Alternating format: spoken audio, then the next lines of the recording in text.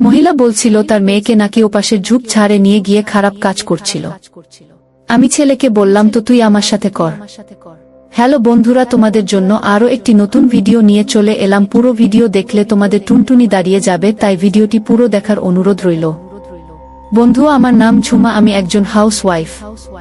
15 বছর বয়সে বিয়ে হয়ে যায় আমার, এবং 16 বছর বয়সে আমি প্রেগন্যান্ট হয়ে যাই। একটি ফুটফুটে পুত্র সন্তানের মা হয়ে যাই। জীবনে কারো সাথে লুকিয়ে প্রেম করা, সিনেমাতে ঘুরতে যাওয়া, এসব আর হলো না আমার। কম বয়স থেকেই সংসারে মন দিয়ে দিলাম, কিন্তু আমার তাতে খারাপ ঠিক লাগে না। নিজের ছেলে আর স্বামী, তাদের নিয়ে আমার সময় কেটে যায়। আমাদের আর্থিক অবস্থা ভালো ছিল না। দেশে থাকতে আমার স্বামী একটি চায়ের দোকান করত, তা দিয়ে কোনোমতে টানাটানির সংসার ছিল। আমাদের বাড়িতে আমাদের একটিমাত্র ঘর, সে ঘরে ছেলেকে নিয়ে একসাথে থাকি। শাশুড়ি আমার বিয়ের পরেই মারা গেছে। আমার ছেলে হওয়ার পর আমার চাহিদা দ্বিগুণ বেড়ে গেল। এতে স্বামী মাঝে মধ্যে একটু বিরক্ত হতো, আমি বুঝতাম আমার স্বামীর চাহিদা কমে গেছে। আমি চাহিদা জ্বালা নিয়ে চুপ থাকতাম আর ভাবতাম স্বামী সারাদিন পরিশ্রম করে, তাই হয়তো ক্লান্ত থাকে। এটা ভেবে নিজেকে শান্ত করতাম, কিন্তু মনকে শান্ত করলেও দেহ ঠিকই উত্তাল থাকত। এদিকে ছেলে দিন দিন বড় হচ্ছে আর দুষ্টু বাদর হয়ে উঠেছে। ওর বাদরামি কারণে প্রায় নালিশ আসে। বাড়িতে আমি নিজেই শাসন করি, তার বাবার কানে কিছু দেই না। এর মধ্যে আমার স্বামী দোকান বিক্রি করে বিদেশে যাবে আর চলে যায়। আমি মানা করেছিলাম না, যে তার কারণ হলো আমি একা থাকতে পারবো না। এই কথা বলায় স্বামী আমার উপর রাগ করে আর বলে ছেলে বড় হয়ে গেছে, অথচ আমার খিদে কমেনি। ভবিষ্যৎ চিন্তা করেই আমি বিদেশ যাচ্ছি। আমি আর কোনো প্রতিবাদ করলাম না।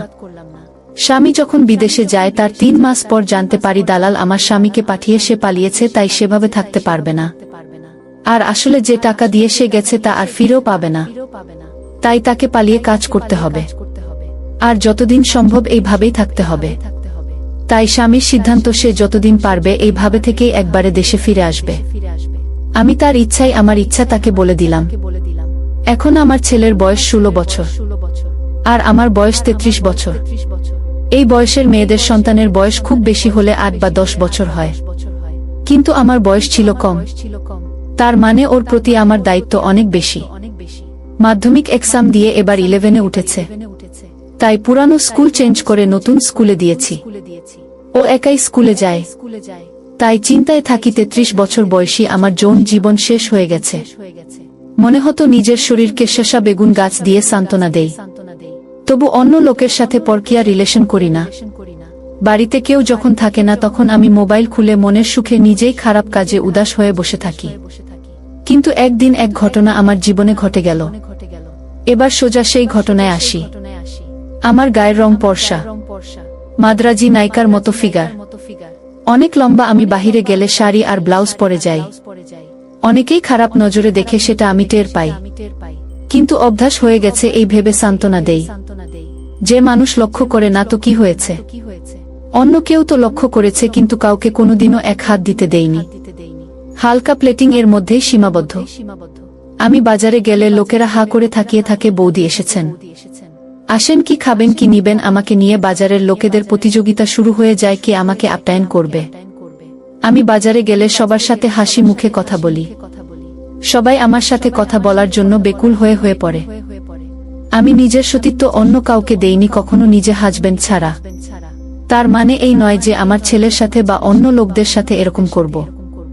যাই হোক, আমার ছেলে বড় হচ্ছে আর ওর শরীরও বড় হয়ে আসছিল, ভাবনাতেও বড় হচ্ছিল। আমার ছেলে স্বাভাবিকভাবেই 16 বছরের ছেলে। খারাপ কাজ করে আমি অনেকবার ওকে দেখেছি। একদিন ভাবলাম ওর সাথে খানিকক্ষণ হালকা আড্ডা মারি। ওকে বললাম, আজকাল তো কম্পিউটার দেখা বেড়েছে। ও বলল, স্কুলের কাজ বেড়েছে। আমি বললাম, স্কুলের কাজে মনে হয় শ্যাম্পু একটু বেশি লাগে। ও বলল, মানে? বলে মুখ কুঁচকে উঠল। আমি বললাম, না, তোর প্যান্টের পকেটে অনেক পড়ে রয়েছে। ও চুপ থাকলো। আমি ওকে লজ্জানত দেখে হাসি থামাতে পারলাম না। আসলে আমি এমন মা হতে চাইনি যাতে বাচ্চা ভয় পায়। এমন হতে চেয়েছি যাকে বাচ্চা নয়, বন্ধু ভাবা যায়। এই ভাবনা থেকেই সঠিক রাস্তায় পরিচালনা করতে পারি। শুধু আমি বললাম, ঠিক আছে বাবা, বুঝি আমি, কিন্তু তুমি বড় হচ্ছ, বুঝে সুঝে চলো। আজেবাজে জিনিস বেশি দেখো না, তাতে মাথা খারাপ হবে। ও লজ্জায় লাল হয়ে গেল।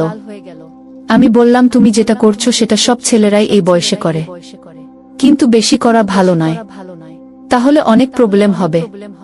ছেলে একটু সাহস করে বলল, কিন্তু মা, আমার এটা করতে খুব ভালো লাগে, আমার সারাদিন করতে ইচ্ছে করে।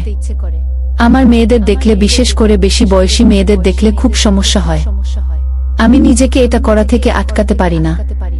আমি মজা করব বলে ওর সাথে আড্ডা মারা শুরু করেছিলাম, কিন্তু ওর কথা শুনে টেনশনে পড়ে গেলাম। তাই ওকে বললাম, এরকম করো না বাবা। বলতে খারাপ লাগলেও ছেলের কথা ভেবে বললাম, তুমি দিনে একবার এসব করো, কিন্তু অনেক সময় নিয়ে ভালো করে করবে, তাহলে দেখবে ভালো লাগবে। আমি কিছু বলবো না তোমায়, তুমি তোমার ঘরে বসে এসব করবে। কিছুদিন পর একদিন দুপুরে পাশের বাড়ির এক মহিলা আমার ছেলের নামে নালিশ নিয়ে আসলো। ওই মহিলার অভিযোগ শুনে আমি তো রাগে শেষ, যে আজ ওকে মেরে শেষ করে ফেলবো।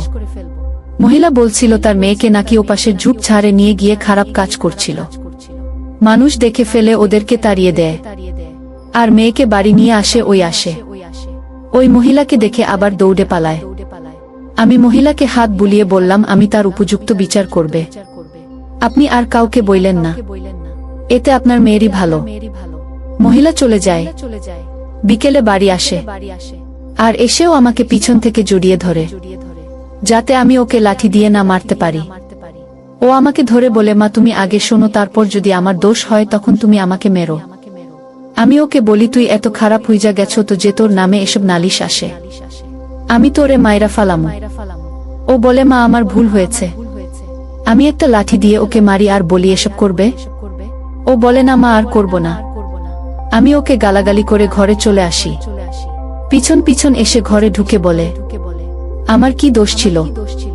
ওর ভাই তো বলল তাই করলাম। আমি আর ওর সাথে কথা বললাম না। রাতে আমি না খেয়ে ওকে বললাম হাত দিয়ে খেয়ে নিতে, কোনো জবাব দিল না। কিছুক্ষণ পর ও এসে আমার পা জড়িয়ে ধরল আর বলল, মা আমাকে মাফ করে দাও, আমার অন্যায় হয়েছে। তারপর একদিন সকালে আমার ছেলে কোথাও যাওয়ার জন্য প্রস্তুত হলো। আমি তাকে বাধা দিয়ে আমি বললাম, কোথায় যাবে? ও বলল, কোথাও না মা। আমি জিজ্ঞেস করলাম, আজ তোর পরিকল্পনা কি? খুব প্রস্তুতি নিয়ে যাচ্ছিস, তুই কি কোনো বান্ধবীর সাথে দেখা করতে যাচ্ছিস? ও বলল, না মা, আমার কোনো গার্লফ্রেন্ড নেই। আমি বললাম, তাহলে কি বদমাশ বুড়ো হয়ে গার্লফ্রেন্ড বানাবে? সে অবাক হয়ে আমার দিকে তাকিয়েছিল। আমি বললাম, কি রে, এভাবে তাকিয়ে আছিস কেন? সত্যি বলছি, গার্লফ্রেন্ড বানিয়ে মজা করতে ভালো লাগবে। ও বলল, কিভাবে? আমি বললাম, এত সাধু শাস্তি সাজতে হবে না। আমি পাড়ার মেয়েদের কাছ থেকে সব শুনেছি, তুই নাকি ওদেরকে খুব মজা দিস। আমি তোকে একটা চান্স দিচ্ছি, তুই যদি আমাকে খুশি করতে পারিস তাহলে তোকে আর অন্য কারো কাছে যেতে হবে না, বাড়িতে সব সময় পাবি। ও আমার মুখে এই কথা শুনে আনন্দিত হয়ে গেল। তারপরও আমার চাহিদা মেটালো বেশ কিছুক্ষণ, আমাকে পুরো খুশি করে দিল। তারপর থেকে আমাদের মধ্যে প্রতিদিন এসব চলতে থাকলো। যাই হোক বন্ধুরা, আজকের ভিডিও এ পর্যন্ত। তোমরা আমার নাম্বার নিতে চাইছো, অনেকেই আমার সাথে কাজ করতে চাও, তোমরা কমেন্ট করে নাম্বার দেও, আমি তোমাদের ইমতে মেসেজ করব। যদি আমাদের ভিডিওগুলো ভালো লাগে তাহলে লাইক, কমেন্ট এবং শেয়ার করুন। আর সবার আগে ভিডিও পেতে আমাদের চ্যানেলটিকে সাবস্ক্রাইব করুন এবং পাশে আসা বেল আইকনটি অন করে দিন। সবাইকে ধন্যবাদ।